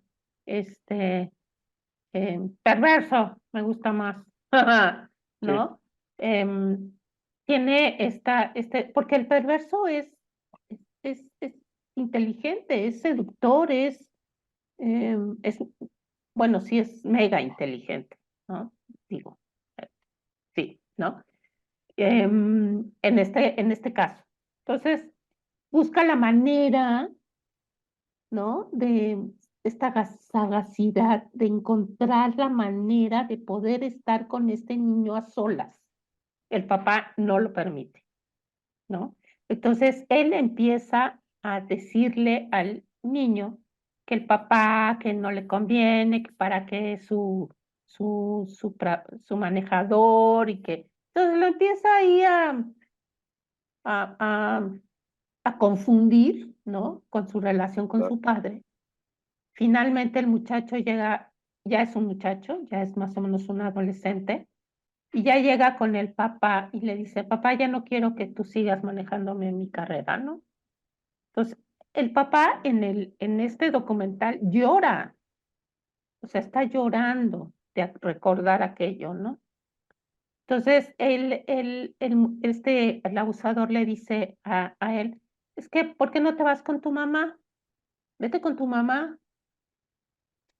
Se va con la mamá y la mamá permite que pase por él, que lo lleve aquí, que lo lleve allá. Entonces empieza a generar la confianza, ¿no? En el medio ambiente, en este caso con la madre, y se queda a dormir con él. Después Bueno, sale todo lo que le bueno, hizo. es que yo creo que justamente lo que tú traes, Odette, describe el tercer elemento que no he nombrado, digamos, que he nombrado muy ligeramente, que es lo social, la sociedad. Y en esto de que justamente se constituye el congreso que queremos trabajar, por eso que es trauma, sociedad y perversión. Eh, en el encuentro Winnicott en noviembre acá. Eh, Justamente yo me voy a quedar con y en esto Ferenczi no lo señala, se queda con el plural en la palabra adultos, eh, pero sí me voy a quedar con Winnicott. Winnicott sabemos que plantea la cultura como ese espacio potencial. Y cuando que es un espacio de continuidad de lo humano y del sujeto humano, dice Winnicott. Winnicott dice, el lugar en que vivimos los humanos, dice literalmente. Lo humano habita en el espacio cultural, habita en el espacio transicional, potencial, etcétera, etcétera. Pero Winnicott, al mismo tiempo que está, y por lo tanto se aleja brutalmente y radicalmente de la concepción de cultura, por ejemplo, del mundo lacaniano, o de la definición de cultura a partir de lo simbólico como la sublimación a partir de Freud. O también se discrimina del modelo kleiniano, se discrimina con esta definición. Esta es una novedad de Winnicott. Pero Winnicott no es ingenuo, para nada, que escriba lindo no lo hace ingenuo, eh, y es que él va a definir la idea de socialización, va a señalar los procesos socializadores. Y define que el proceso de socialización es un proceso de negociación de los narcisismos de los miembros de la sociedad. Y en ese sentido, Winnicott también está abriendo luz respecto de cómo se pueden eventualmente ir entreverando los mecanismos de los distintos sujetos que generan esta condición traumatológica. Por ejemplo, todo lo que estás diciendo de Nickelodeon, bueno, ahí hay un lugar que ocupa el canal, o sea, una responsabilidad ética que va a ocupar el canal de tener un sujeto perverso. Son niños, son niños de darle un espacio laboral a los niños. O sea, al menos hay un cuestionamiento respecto de lo económico, del nivel de dependencia de los chicos a esa relación económica, de los padres de los chicos respecto de esa dependencia económica. ¿Se acuerdan que yo les decía, digamos, que justamente esto parte por el eje dependencia? Y de que mayor grado de dependencia, de alguna manera podríamos decir, hay una mayor posibilidad de traumatización. Entonces, estamos en esas situaciones generando condiciones propicias a lo traumático y a la acción del perverso. Entonces, Ajá. es muy interesante cómo Winnicott al hacer esta definición de la negociación de los narcisismos de los miembros de la sociedad, cómo a través de esa negociación, es en esa negociación me parece, y esto lo estoy diciendo ahora, no lo había pensado antes, en ese proceso de negociación es donde se van entrelazando y generando las redes de lo perverso, o de la acción de lo perverso. Es lo que dijiste hace rato, ¿no? O sea, tienen Mm. tiempo porque ya tenemos 1 hora y media. Unos Este, minutitos ya, sí, sí. sí. Paco, ¿no quieres comentar nada, escribir algo? Este, bueno, Hágale, Paco, hágale. órale, Ánimo. Paco. Órale, Paco. Arriba, Paco. ¿Quién eres, Paco? Este, bueno, estaba Carla, sí dijo que pues ya se tenía que ir, ¿no? Este, ¿cuántos minutitos más tienes? O alguien que sepa hacer una captura de pantalla, ay, se lo voy a agradecer, ¿no?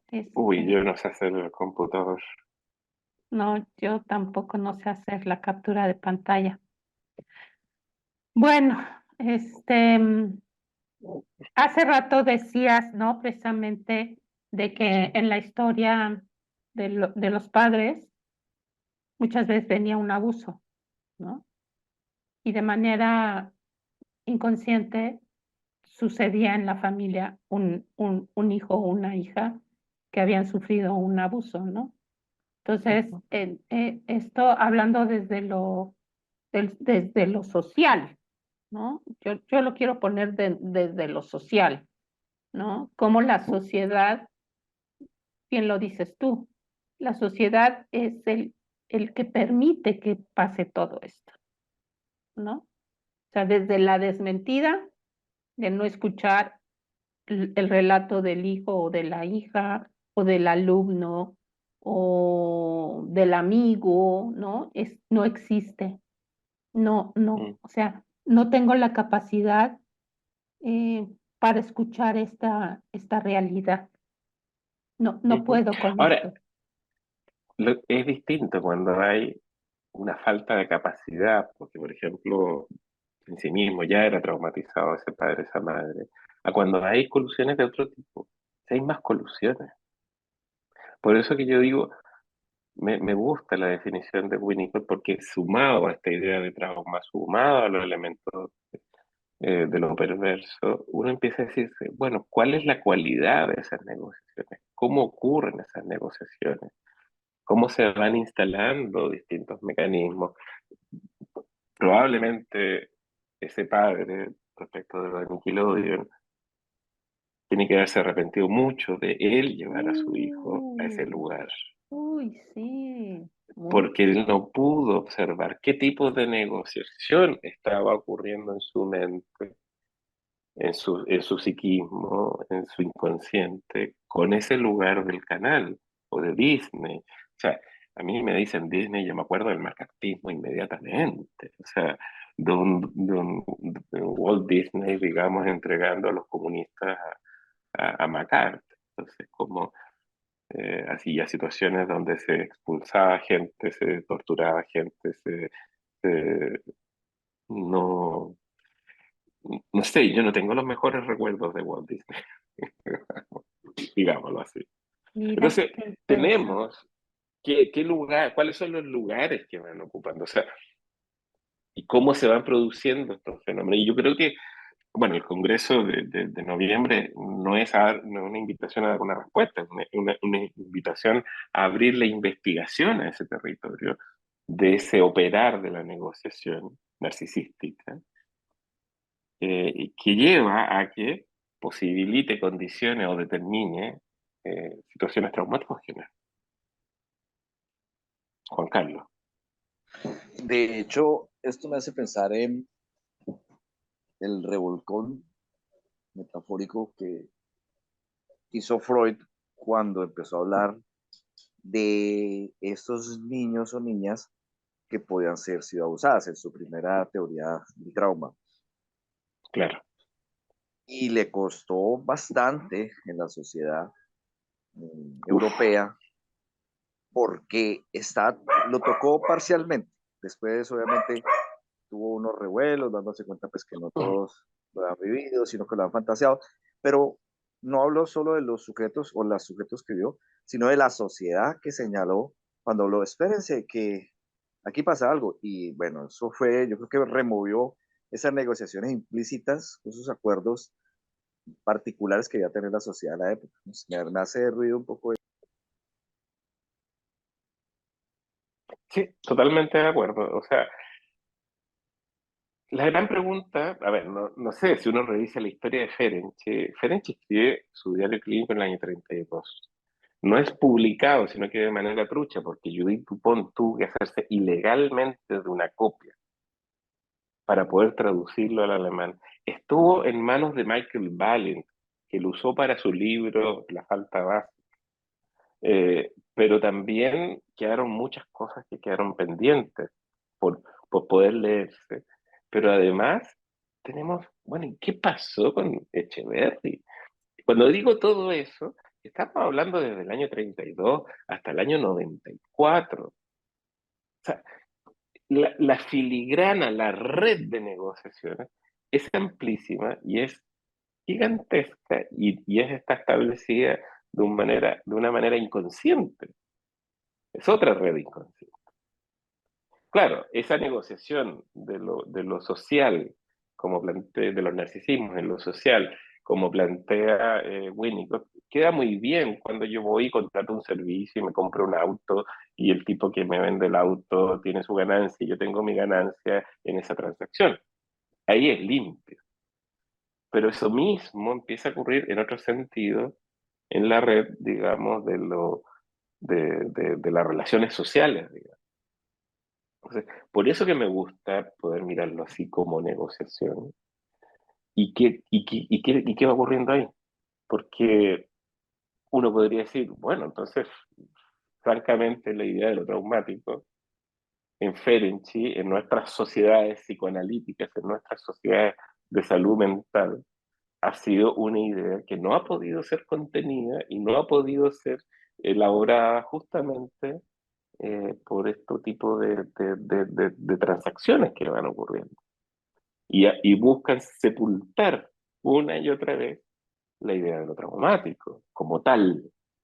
Lo mismo me ocurre con Stolorow, por eso mi molestia con la banalización de la idea de lo traumático. No, o sea, ser un sujeto para la muerte no es traumático para mí.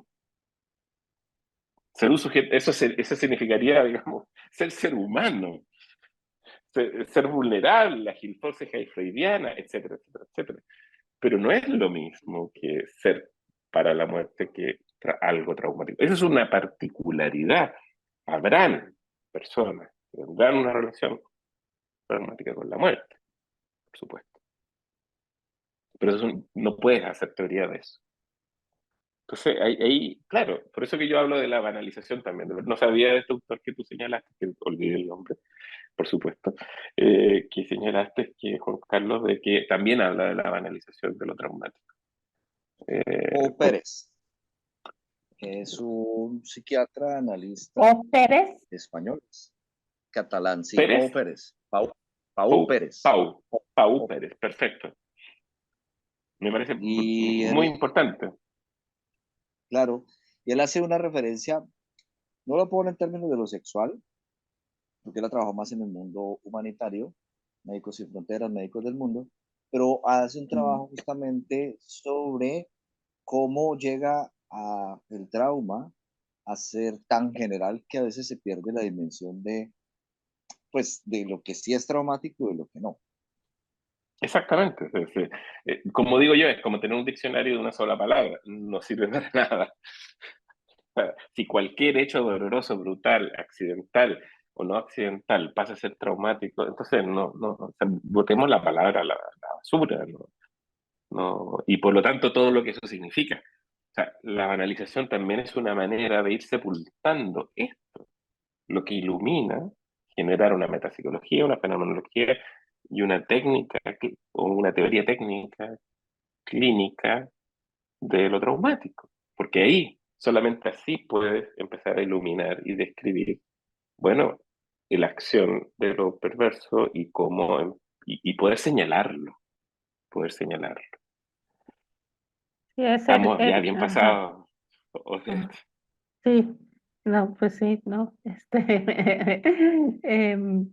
pero bueno, esto da para pensar mucho, ¿no? Para pensar en lo que no se piensa, ¿no? Pensar en que existe un perverso, una sociedad perversa que originan un trauma, ¿no? O sea, yo así lo vería, ¿no? Un perverso, O perverso como parte de la cultura, o sea, el malestar. del- Ahí yo no lo diría solamente que está todas las, bueno, sí hay sociedades no, muy no es todo. particulares. no, no, no, ¿Cómo o se sea, hace sí, ese perverso? en esa Hay sociedad. redes sociales, hay Y en redes ese- sociales, son Sí, redes, hay redes. Exacto, A ver, como lo de Nickelodeon, ¿no? Ah, o como lo que pasa con el príncipe Andrés en Inglaterra, que evidentemente sí, no va a ser sí. juzgado Sí. nunca, Mm, de la extraña muerte de Epstein en la cárcel, este ujú, suicidio extraño, digamos, mm, mm, etcétera, etcétera, etcétera. ujú. Y por ejemplo, uno de los elementos que Stella Weldon yo creo que señala desde otro lugar, desde otra manera, cómo los seres humanos, los sujetos y las sociedades y las culturas nos negamos a mirar, por ejemplo, la perversión femenina. Stella Weldon lo plantea directamente. O sea, Freud planteaba que la mujer no podía ser perversa, los lacanianos me parece que siguen planteando que no puede ser, la mujer no puede ser perversa, por lo menos durante un tiempo lo plantearon. Entonces, es curioso porque si metapsicológicamente empezamos a pensar que la mujer no puede ser perversa, entonces la acción, o sea, nos vamos quedando ciegos, vamos acoplándonos inconscientemente a esa desmentida. Por eso la relevancia de este tipo de definiciones y acotaciones, digamos. Sí, sí, sí. y estoy de acuerdo Juan Carlos. con esto que planteaba no tanto Freud, porque yo creo que el señor hizo un trabajo arduo y dejó lo suficiente, Sí, sí, pero sí. sí en los lacaneros escuché esto porque para mí hay una confusión por el concepto del falo. Y yo pienso que por ahí no, en el sentido del tener o no tener y lo que ellos ven como la desmentida, porque están desconociendo esto y justamente cuando se trabaja, por ejemplo, con población infantil, con muchas perturbaciones, autismo, psicosis infantil, se ve y se escucha y conoce de antemano acciones perversas de mujeres. O Mm, sea, hay un asunto donde se adjudica esto solamente a los masculinos y no, no, no, no. Hay.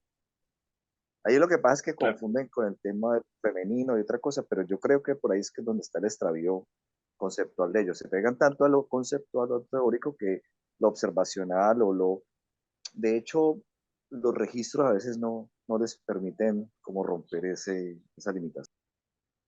Stella Weldon hace esa descripción en Londres. Tiene libros muy importantes, tiene artículos muy. Se dedicó a la investigación se ha dedicado durante muchos años. Me parece que todavía sigue viva Stella, que es argentina ella, pero vive en Londres hace muchos años. Y se dedicaba específicamente a la investigación de la perversión en la madre y particularmente en las madres. Es bien interesante, es bien impactante también lo que ella describe. Pero bueno, es parte del trabajo que tenemos que seguir haciendo. sí, es que creo que es más fácil recurrir a, ¿cuál es el nombre de la autora? Stella Weldon. Ok, No me acuerdo si termina en E o no. Me parece que no. Es argentina y escribe, ha vivido su mayor parte de su vida en Londres. pues sí, Una la pude porque ver sí, en Chile. sí, porque es interesante saber cómo, porque sí, yo sí estoy de acuerdo que hay mujeres muy perversas, ¿no? Madres muy perversas, ¿no? Que hacen muchísimo daño, ¿no? Entonces, yo Ujú. no sé es qué opines si el hecho de que esta madre, como el caso que te narro, que calla ante la seducción del abusador y permite que su hijo sea abusado, ahí Es que hay bueno, ahí es un rasgo de perversidad. difícil opinar. No sé, no lo puedo decir. Sí podemos hablar de que deben haber mecanismos operando, de todas maneras, que permiten la instalación de esas mentiras. Pero adjudicarlo a una cualidad de una persona también es un poco peligroso o en el sentido de que nos ciega como, ya, entonces, eh, como se dice, muerta la perra, muerta la leva, digamos. No, no, no, eso no es real. en el sentido, digamos, no es lo que está operando, lo que está operando es una compleja relación, un complejo conjunto de negociaciones que puede exceder a esta persona, que Entonces, puede ¿tú cómo lo excederla entenderías? fácilmente. Así como para... Es que no lo puedo entender sin conocerla a ella y sin conocer la situación. Yo soy clínico y eso significa que yo solamente podría entenderlo conociéndola a ella y atendiendo al chico o atendiéndola a ella. En ese contacto, en esa conversación, yo podría llegar a entender qué está ocurriendo o no, o qué ocurrió o no, eventualmente. Concuerdo, Ok, concuerdo Pero porque no puedo hacer un nosotros, juicio sin... No hay por dónde. Eh, y más aún en este territorio que excede a la identidad de un individuo, digamos. ¿No? ok. Porque eso es lo que estamos hablando, que la acción de lo perverso excede. Volvamos a la película de los vampiros. La película de los vampiros, tenemos al vampiro, tenemos las chicas seducidas por los vampiros, y el vampiro generando más vampiros, y tenemos a Igor haciendo este soporte. Pero también tenemos el pueblo, tenemos la policía, que ha hecho ojos ciegos a esto. ¿Qué pasó con las chicas que se fueron a este castillo? Eh, y reaccionan. ¿Pero contra quién se van? Reaccionan y se dan. No hay novela, no hay película que no se vayan contra el vampiro. Si lo más eficiente es irse contra el Igor. Tú detienes a Igor y el vampiro no tiene posibilidades de acción. Y el pueblo se levanta contra el vampiro, no contra Igor que está entregando a las chicas, no contra Igor que está firmando los contratos. Igor firma los contratos del vampiro, que el vampiro no puede firmar. Si te fijas, la red de negociaciones es invisible y es infinita. Entonces, Entonces, atribuírselo a una persona ¿cuál es me parece la complejo. mujer perversa? ¿Cuál es la mujer perversa? ¿Cuál es? Bueno, la que hace la desmentida de la experiencia del chico, digamos, del abusado, digamos.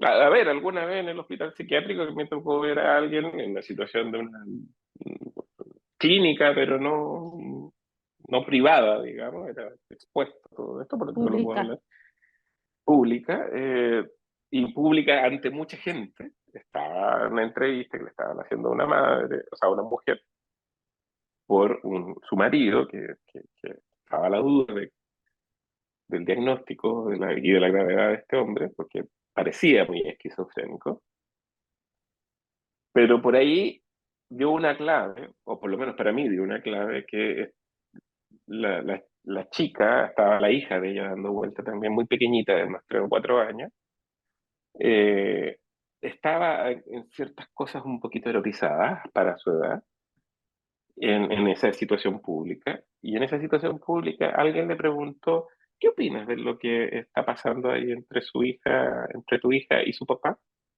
Y ella dice, ay, qué bueno que me dijeron, por fin voy a poder hablar de esto.